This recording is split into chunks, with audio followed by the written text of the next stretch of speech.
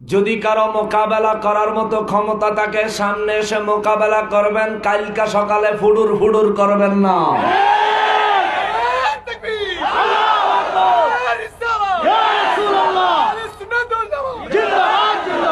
অনেকেরই ধারণা নকশবন্দি হুজুর মাহফিলে আইলে খালি ওয়াহাবি করে গাইল্লায়, আহলে হাদিস করে গাইল্লায়। আমি কি ওয়াহাবি গো বাপ মা তুল্লা গালি দিছি? আমি তো বাপ মা তুল্লা গালি দেই নাই। একটা কথা কইছি তাকে জন্মের ঠিক নাই। এটা কোরআন শরীফে সূরা কলামে আল্লাহ নিজে কইছে। আরবি কথাটা কইয়া আমি শুধু বাংলাটা হোনায়া দিছি, আমি তো কই নাই।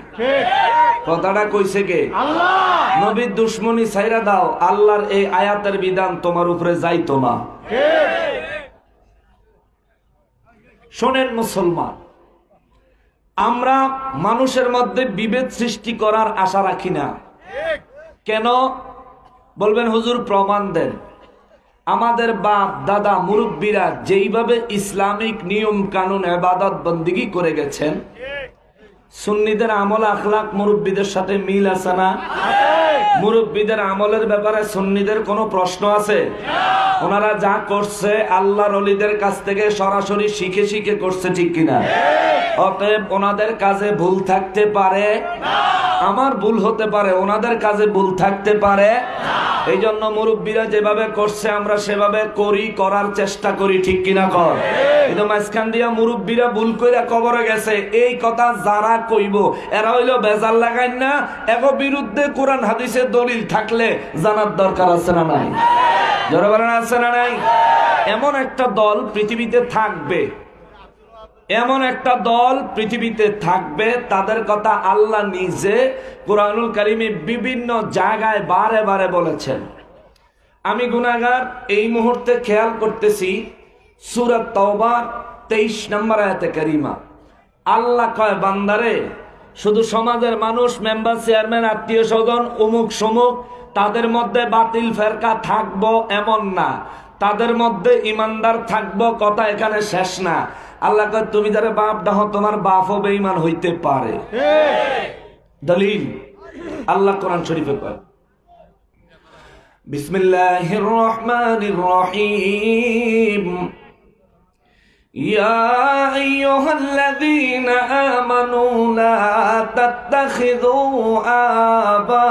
আবাআকুম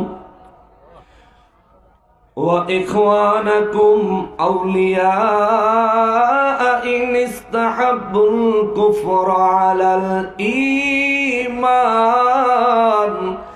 জবান খুলে পড়েন সুবহানাল্লাহ।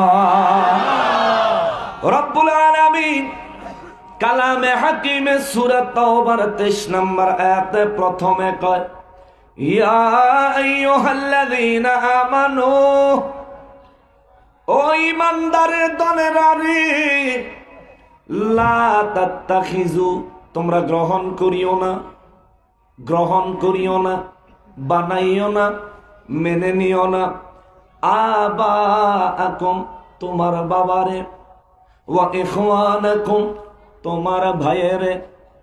বাপ হিসাবে মেনে নিতে মানা করে নাই, ভাই হিসাবে মেনে নিতে মানা করে নাই, কথারও আছে। আল্লাহ কয়, ইমানদারেরা, এই হুকুম সবার জন্য না। পৃথিবীর মধ্যে মুসলমানের অভাব নাই রে বাবা, সব মুসলমানের জন্য এই হুকুম না যদি হইতো আল্লাহ ইয়া আইয়ুহাল মুসলিমুন কইতো। আল্লাহ মুসলিমুন না কইয়া কইয়া আইয়ুহাল্লাযীনা আমানু, ও ঈমানদার দলেরা। আল্লাহ এই কথা কইয়া বুঝাইয়া দিল, যারা মুসলমান, মুসলমানদের মধ্যে একটা দল ঈমানদার আর একটা দল মুনাফিক। অর্থাৎ মুসলমানের ভিতরে বেজাইল্লা একটা দল আছে, কিন্তু ঈমানদারের ভিতরে কোনো বেজাইল্লা দল নাই। জোরে কোন সুবহানাল্লাহ।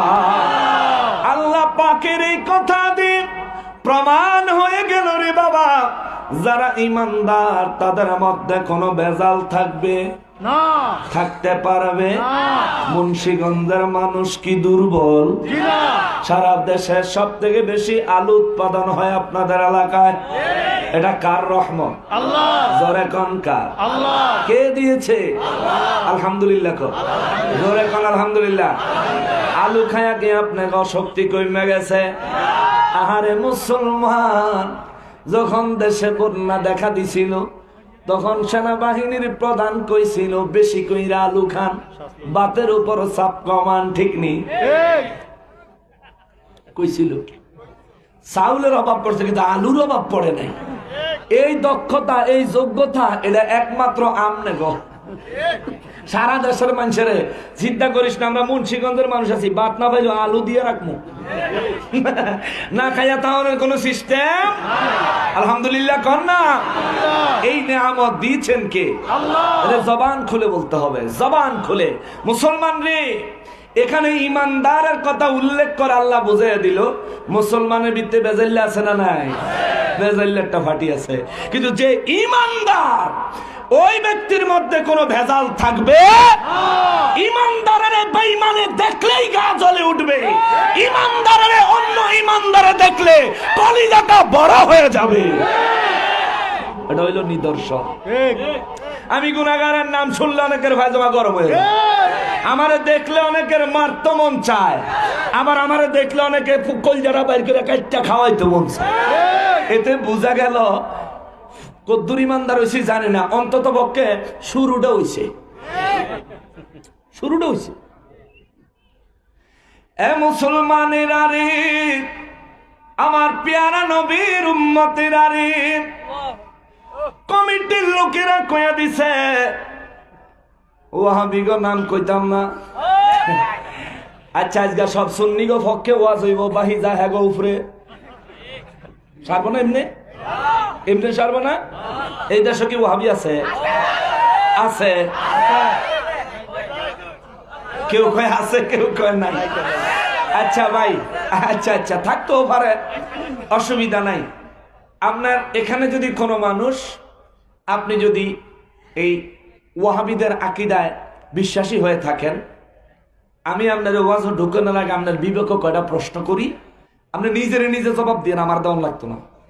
ভাই, আমি নিজের সুন্নি দাবি করি, আমার কেউ সুন্নি কইলে আমি খুশি।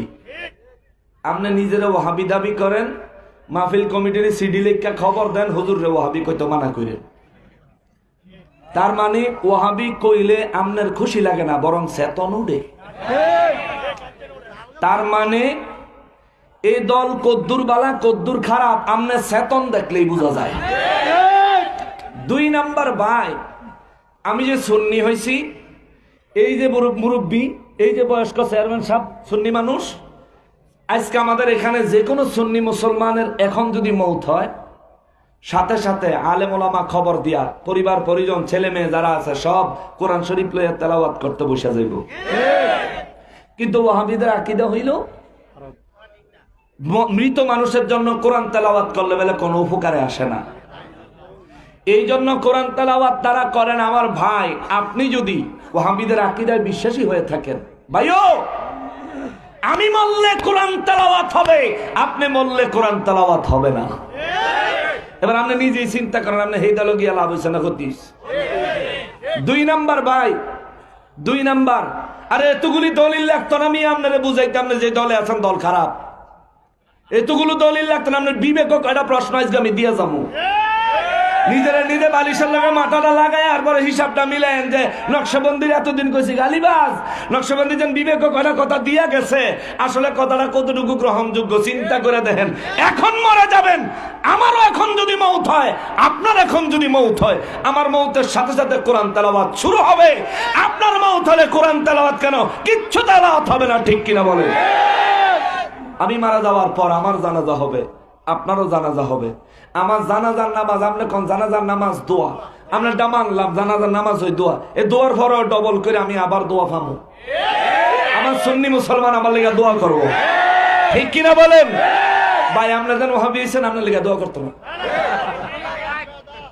মরার পরে কেউ যদি দোয়া করে, বাবা একটু বিবেকের কাছে নিয়েন। আপনি মনে করেন নিজেই মারা গেছেন, জানাজা হয়েছে, একজনে দোয়া করতে চাইতেছে আর একজনে বাধা দিতেছে। যে দোয়া করতে চায়, আপনি হের উপরে খুশি না নারাজ? যে দোয়া করতে চায় তার উপর কারণ আপনি মরার পরও বুঝতেছেন দোয়াটা আমার কামে লাগবো। আমার ভাই আপনি ওয়াহাবি হইছেন নি, আপনার হুজুর শিখাইছে জানাজার নামাজ দোয়া, তো কি হইছে জানাজার নামাজ দোয়া দেখে আপনার হুজুরে জিগাইয়েন ভাই ও হুজুর জানাজার নামাজের পরে যদি আবার দোয়া করে গুণ হইব নি, একটা দলিল দেন না। খালি এইটা কইেন আপনার হুজুর রে, তো দেখবেন আপনার হুজুরের ফ্যাট খারাপ হয়ে গেছে, বাথরুমে গিয়ে 3 ঘন্টা বয়ে থাকবে।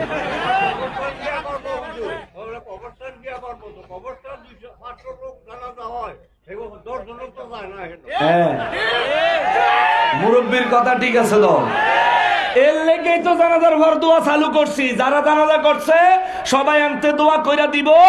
আবার জানাজার নামাজের পর কবর দানের পর সেখানে উপস্থিত যারা থাকবো কবর দিয়া জিয়ারত করা হেন আবার ডবল করে দোয়া হইব।